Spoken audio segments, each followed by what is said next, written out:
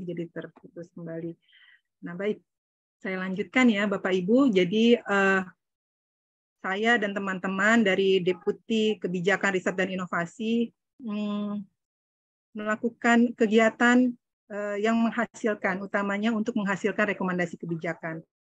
Nah, rekomendasi kebijakan ini adalah terkait diaspora sebagai talenta riset inovasi potensial dalam kerangka manajemen talenta nasional. Harapannya dari kegiatan ini adalah menjadi masukan bagi pengembangan dan penyusunan grand design manajemen talenta nasional yang saat ini sedang dikembangkan oleh Bappenas, BRIN, Kemendikbud, dan kementerian lainnya yang terkait. Nah, Bapak Ibu, sebetulnya kegiatan ini merupakan kegiatan lanjutan dari tahun 2020 lalu. Nah, dari 2020 lalu kami menghasilkan policy brief yang berjudul Saintis Diaspora berkarya dari luar negeri atau kembali ke tanah air. Dan ini sudah kami diseminasikan di akhir 2020 lalu. Dan kegiatan ini juga kami sangat berterima kasih sekali kepada diaspora yang mungkin hadir di sini, dan juga ex-diaspora yang telah kembali ke Indonesia dan bekerja di Indonesia, berkarya di Indonesia, baik di perguruan tinggi maupun di BRIN, yang telah menjadi narasumber kami dan berdiskusi bersama kami, juga dari pemangku kebijakan, Kemendikbud, BRIN, dan Bappenas juga perguruan tinggi. Sehingga hasil yang kami peroleh adalah yang akan kami presentasikan nantinya. Dan saya pribadi juga berterima kasih kepada Bu Sasti, Pak Made, dan juga Ibu Fatma karena telah memberikan kesempatan kepada kami untuk memberikan pemaparan terkait rekomendasi kebijakan ini, dan ini menjadi sarana bagi kami untuk memberi advokasi. Dan kami sangat berharap walaupun ini fokus pada diaspora riset dan inovasi, kami juga ingin sekali mendapatkan feedback dari berbagai pihak. Gitu. PPT-nya tertutup kembali ya, Ibu Indah.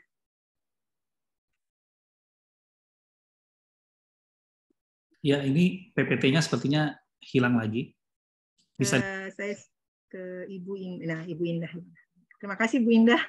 Tadi karena jaringannya mati saya berikan ke Bu Indah. Baik, presentasi saya hari ini dan teman-teman itu terkait dengan latar belakang kenapa adanya kegiatan ini, kemudian teori yang kami gunakan sebagai baseline kami dalam melakukan kegiatan kajian ini, kemudian situasi saat ini seperti apa, isu kebijakan yang ingin diangkat, dan alternatif kebijakan yang ingin kami berikan, serta rekomendasi-rekomendasinya. Selanjutnya, Ibu. Nah, dasar pemikirannya adalah Bapak Ibu sekalian, pertumbuhan ekonomi dan kesejahteraan bangsa tentunya didorong oleh pengembangan teknologi serta penciptaan inovasi. Hal ini tentu saja bisa dicapai jika kita memiliki SDM unggul untuk dapat menghasilkannya.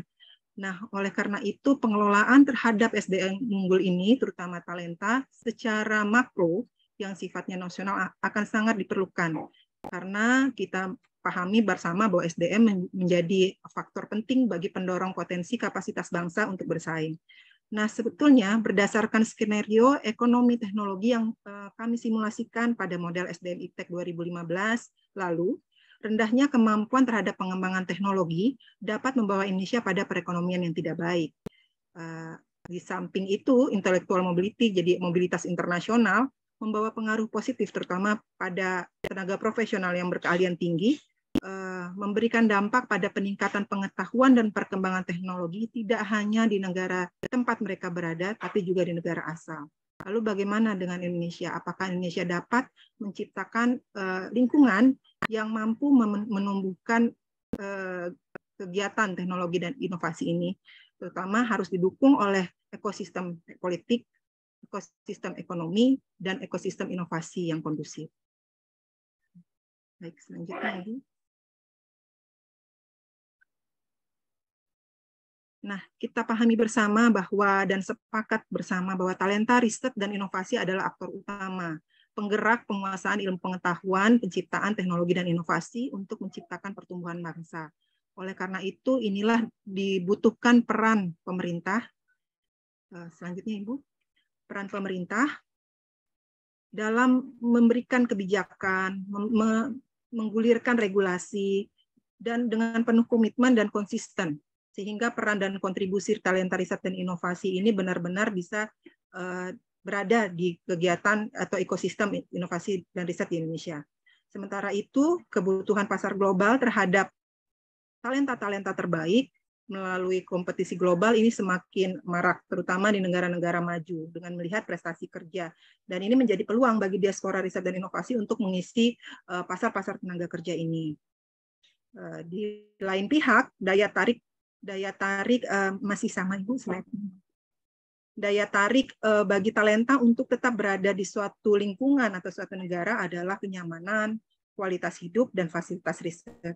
Sedangkan pandangan terhadap Indonesia pada saat ini masih ada rasa khawatir untuk bekerja di Indonesia, kemudian masih ada keraguan terhadap sistem yang ada di Indonesia, dan birokrasi yang panjang dan berbelit, serta penghargaan yang dirasa masih kurang. Namun terlepas dari itu semua, keinginan untuk berkontribusi tetap ada. Oleh karenanya, pengelolaan talenta nasional ini menjadi poin yang sangat penting bagi Indonesia saat ini. Dan fokus kami saat ini adalah di riset dan inovasi, kami melihat dalam 4 aspek. Di antaranya proses attract dan select, bagaimana kita menarik dan menseleksi diaspora dalam kegiatan riset dan inovasi di Indonesia, mendevelop, menumbuh kembangkan kompetensi tidak hanya bagi diaspora, tapi juga bagi peneliti di Indonesia. Bagaimana kehadiran diaspora ini justru meningkatkan kompetensi yang ada di dalam negeri.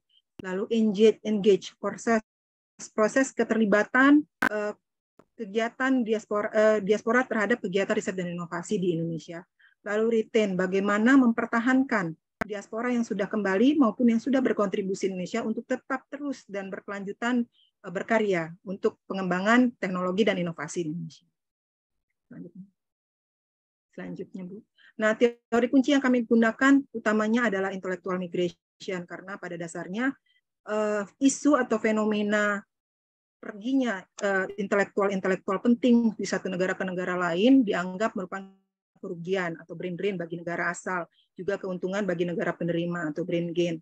Nah, kemudian itulah muncul kemudian isu war for talent yang diangkat di pertemuan OECD pada tahun 2006.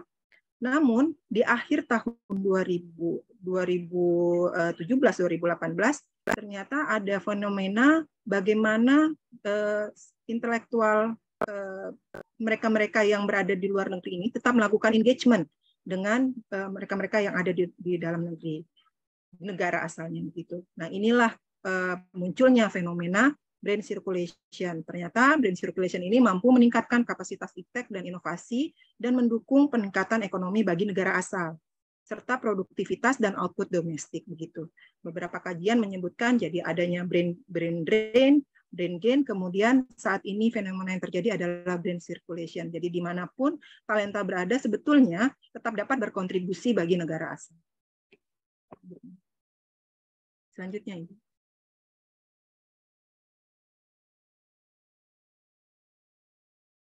Baik, ini adalah proses migrasi internasional di negara country, home country maupun host country, brain drain dan brain gain, dan juga brain circulation. Sebetulnya talenta ini dikenal dalam beberapa literatur, dikenal dengan berbagai sebutan, ada yang literatur knowledge worker, highly skilled worker, atau highly skilled human capital, talent, profesional, dan lain sebagainya. Mereka adalah orang-orang profesional yang memiliki knowledge, kemampuan teknik tertentu yang kemudian dapat berkontribusi bagi pengembangan iptek dan inovasi di suatu negara. Selanjutnya.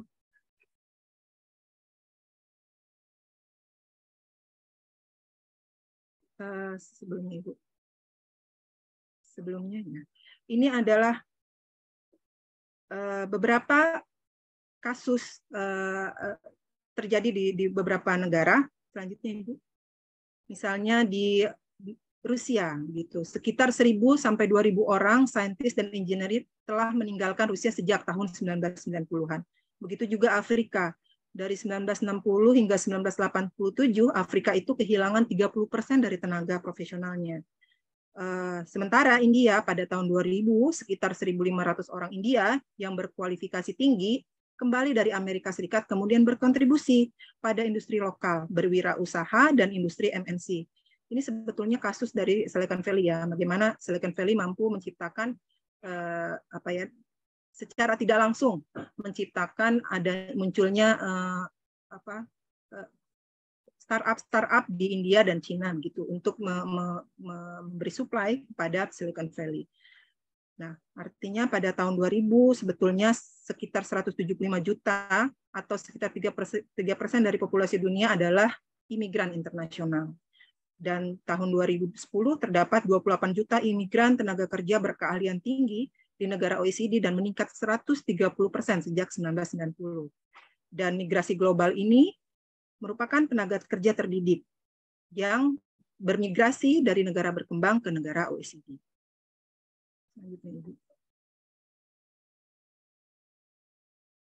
Boleh lanjut, Ibu? Ya, terima kasih. Nah, negara-negara di Middle East, di East Asia, dan Asia Pasifik itu bermigrasi ke negara-negara seperti Kanada, kemudian ke Amerika, ke Jepang, ke Korea, Australia, negara-negara yang memang environment riset dan pengembangan teknologinya dan inovasinya itu sudah cukup baik. Dan ini adalah hasilnya bagaimana inventor dari imigran maupun emigran. Kita lihat di sini bahwa seperti di Cina, inventor imigrannya luar biasa menghasilkan hasil-hasil temuan-temuan. Kemudian kita lihat bahwa hasil rata-rata umumnya public research dan research center adalah penghasil utama dari immigrant rates ini, inventor ini. Kemudian, nah dari hasil tersebut, maka kerangka penelitian dalam kegiatan ini kami ingin melihat berbagai view point terhadap proses manajemen talenta itu sendiri. Mulai dari makro level, kami melihat grand design manajemen talenta nasional secara makro, kemudian kami turunkan dan kami lihat dalam tingkatan meso level bagaimana grand design manajemen talenta nasional ini dioperasionalkan dalam program-program manajemen talenta, terutama di BRIN dan Kemendikbud dan perguruan tinggi. Lalu kami lihat bagaimana persepsi diaspora dan ex-diaspora yang telah kembali ke Indonesia terhadap manajemen talenta, proses menarik dan menseleksi talenta riset dan inovasi, terutama diaspora, kemudian meningkatkan kompetensi bagaimana kontribusi diaspora ini dapat meningkatkan kompetensi bagi diaspora itu sendiri maupun bagi peneliti-peneliti dalam negeri, serta proses engagement, bagaimana keterlibatan diaspora langsung dalam kegiatan riset dan inovasi di Indonesia, serta bagaimana diaspora yang sudah terlibat dan sudah berkarya di Indonesia dipertahankan gitu untuk terus berkarya dan secara berkelanjutan. Tentunya proses ini sangat dipengaruhi dan sangat memerlukan dukungan kebijakan nasional SDM IPTEK serta infrastruktur IPTEK yang baik, juga dukungan government dan private sector untuk mencapai misi dan target nasional. Silakan Ibu. Nah, situasi saat ini peneliti di Indonesia jika kita lihat berdasarkan indikator IPTEK yang disusun oleh Kemenristek dahulu, pada tahun 2012 hingga 2016 mengalami peningkatan sebesar 70.000 orang. Ini headcount ya, bukan FTE, bukan full time equivalent, 70.239 orang. Dan kita lihat proporsinya masih sangat tinggi di perguruan tinggi. Industri sangat kecil sekali, hanya 5%. Untuk jenjang pendidikannya, kita dapat melihat bahwa di perguruan tinggi sudah cukup baik, di mana S3-nya sudah lumayan lebih banyak daripada pemerintah. Oleh karenanya tidak heran maka Kepala BRIN memutuskan untuk lebih meningkatkan sumber daya IPTEK, sumber daya manusia IPTEK di BRIN secara kualifikasinya. Selanjutnya. Nah, untuk kondisi existing output dapat dilihat dari 2001 hingga 2018, publikasi terindeks Scopus 28.888 publikasi. Sedangkan untuk paten dari 2016 hingga 2018 mengalami sedikit penurunan dari 6.800 untuk PCT menjadi 6.187. Namun untuk non-PCT mengalami sedikit peningkatan dan juga paten sederhana mendapatkan peningkatan yang 2 kali lipat. Dari 2016 di 2018 menjadi 1.159. Silakan Ibu. Nah, seperti yang saya sampaikan di awal bahwa kami juga melakukan kegiatan ini merupakan kegiatan lanjutan di mana pada tahun 2020 kami melakukan kegiatan mengenai diaspora sebagai talenta global Indonesia, maka kami melakukan survei yang kemudian kami juga berterima kasih kepada IMPAD pada saat itu di Forum Cendekia Kelas Dunia 2020 diberi informasi, diseminasikan terkait diaspora survei ini. Dan mungkin sebagian di antara Bapak dan Ibu pernah mengisi survei ini. Selanjutnya Ibu. Nah, dari 300 diaspora yang mengisi, sebelumnya Ibu, mohon maaf. Dari 300 diaspora yang mengisi, 82% diantaranya adalah laki-laki, sisanya wanita, 75% S3, dan kepakaran yang paling banyak ada di engineering dan teknologi sekitar 47%, dan 24% natural sciences. Selanjutnya. Nah, untuk perbandingan kerjasama saintis diaspora, memang terlihat bahwa diaspora lebih banyak saat ini masih lebih banyak berkolaborasi dengan perguruan tinggi dibandingkan institusi litbang. Persepsi peran saintis diaspora terhadap pembangunan ekonomi negara host sekitar 80%, dan sementara 60% diantaranya merasa berkontribusi pada pengembangan iptek dan inovasi di Indonesia. Peluang kembali ke Indonesia seperti apa? 36% diantaranya masih ragu-ragu, dan 29% diantaranya menyatakan sangat mungkin. Lalu pandangan saintis diaspora terhadap kebijakan pemerintah Indonesia saat ini, memang sebagian besar memilih untuk berkolaborasi sifatnya, jadi kolaborasi riset maupun visiting profesor, mengisi seminar atau mengajar begitu. Masih sedikit yang memandang P3K sebagai peran terbaik bagi mereka untuk berkontribusi bagi kegiatan riset Indonesia. Selanjutnya. Nah, untuk inovasi Indonesia terhadap Global Innovation Index 2020, Indonesia terhadap 4 negara lainnya, Vietnam, Thailand, Filipina, Malaysia, terutama di knowledge dan teknologi output, dapat dilihat memang kita berada pada urutan 71, tertinggal dari Thailand, kemudian Malaysia, Vietnam, dan Filipina. Untuk parameter knowledge dan teknologi output GII 2020, paling sedikit itu pada knowledge creation dibandingkan knowledge impact dan knowledge diffusion. Silakan. Nah, isu kebijakan manajemen talenta nasional ini sebenarnya telah digagas oleh Bappenas pada tahun 2020 dengan tujuan untuk mempersiapkan SDM bertalenta dan berdaya saing global. Nah, melalui Kepres nomor 21 tahun 2021 pasal 4, sebetulnya manajemen talenta itu ada 3. Talenta bidang seni budaya, olahraga, dan bidang riset dan inovasi yang diagendakan dari 2022 hingga 2045. Manajemen talenta di bidang riset dan inovasi sendiri bertujuan untuk menumbuhkan talenta yang berkontribusi nyata bagi pengetahuan dan inovasi. Nah, gugus tugas manajemen talenta nasional ini, terutama untuk bidang riset dan inovasi, adalah di BRIN. Dan kami ditugaskan untuk mengkoordinasikan perumusan dan penyusunan Grand Design Manajemen Talenta Nasional tersebut.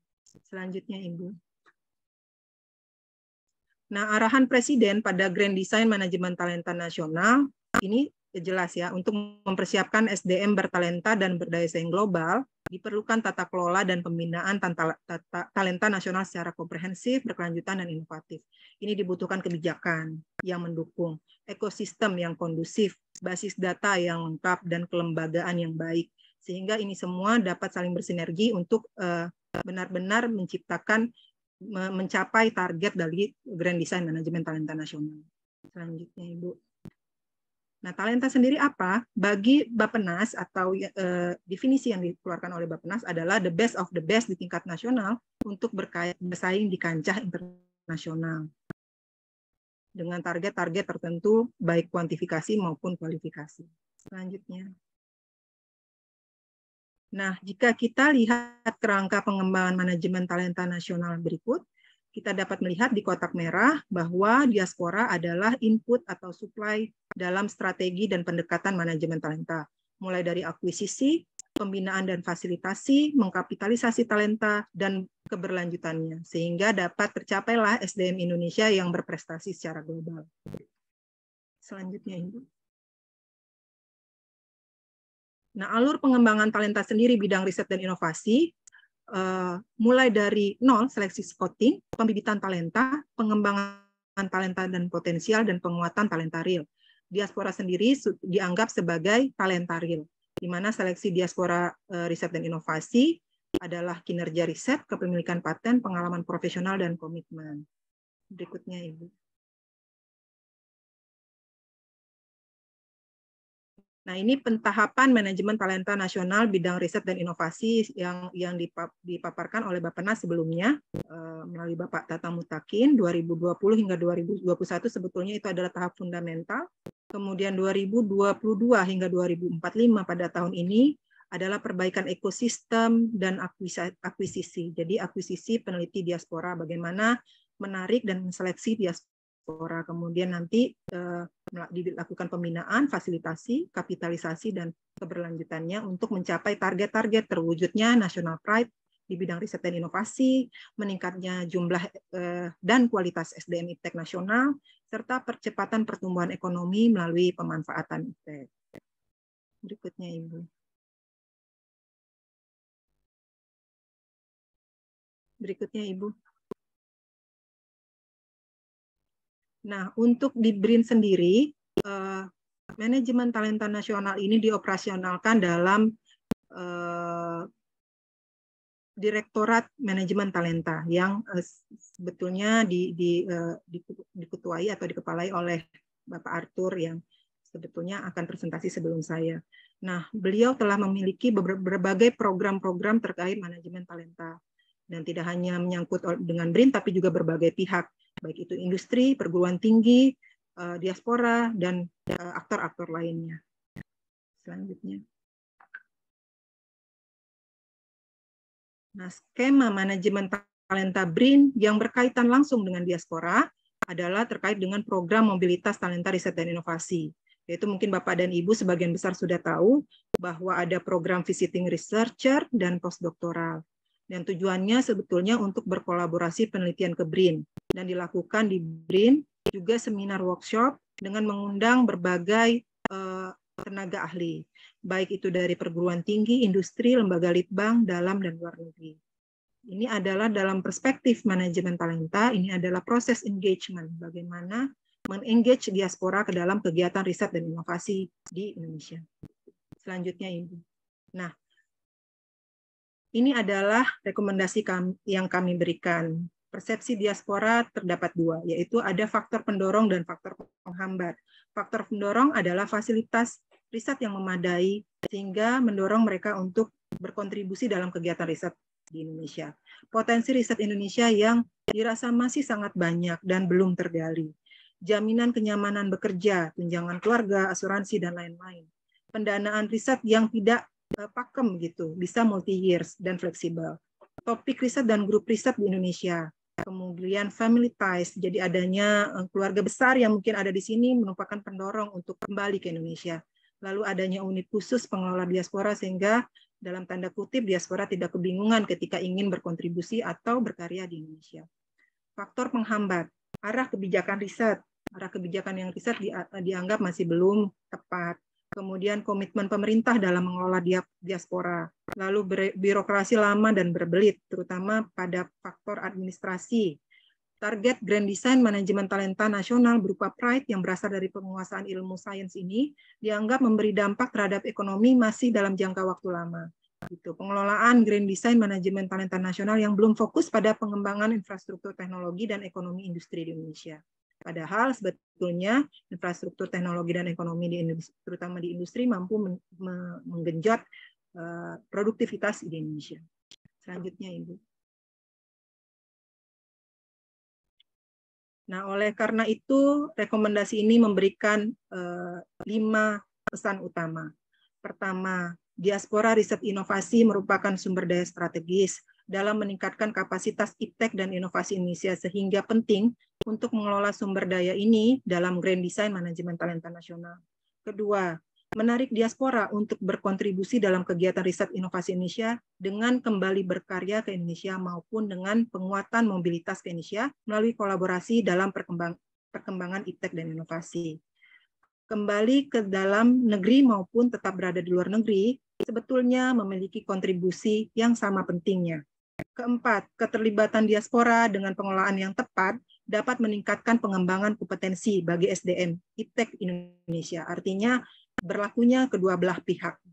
Upaya mempertahankan diaspora riset dan inovasi untuk terus berkontribusi dalam kegiatan riset dan inovasi Indonesia adalah menciptakan ekosistem riset dan inovasi yang baik secara berkelanjutan dan terus-menerus. Selanjutnya, Ibu. Nah, alternatif kebijakan yang kami berikan, tentunya kami melihat kembali 4 aspek dalam manajemen talenta. Pertama, proses attract dan select, di mana proses menarik dan menseleksi diaspora ke dalam kegiatan riset dan inovasi. Isu pertama adalah isu ketertarikan, bagaimana meng-align-kan potensi riset dengan arah riset Indonesia.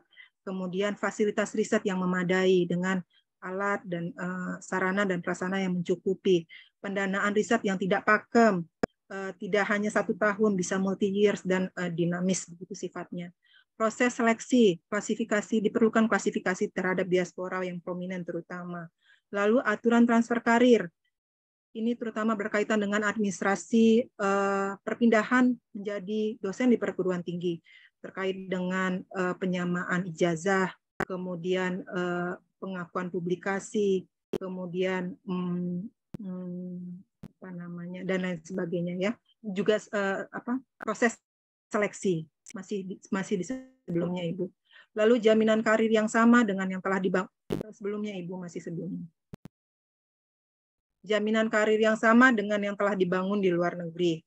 Ketiga, mekanisme persuasi. Nah, ini pentingnya peran Kemenlu, yaitu perwakilan pemerintah di luar negeri yang proaktif, terutama di ATDikbud, di KBRI. Jadi bagaimana proaktif untuk kemudian melakukan pendekatan, mengidentifikasi diaspora riset dan inovasi, dan adanya unit khusus pengelola diaspora.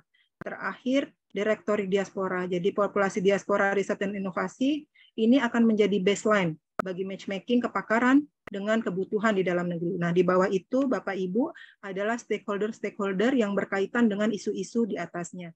Apakah itu Bappenas Kemendikbud-BRIN, lalu Kemendikbud-BRIN, juga Kemenlu. Selanjutnya.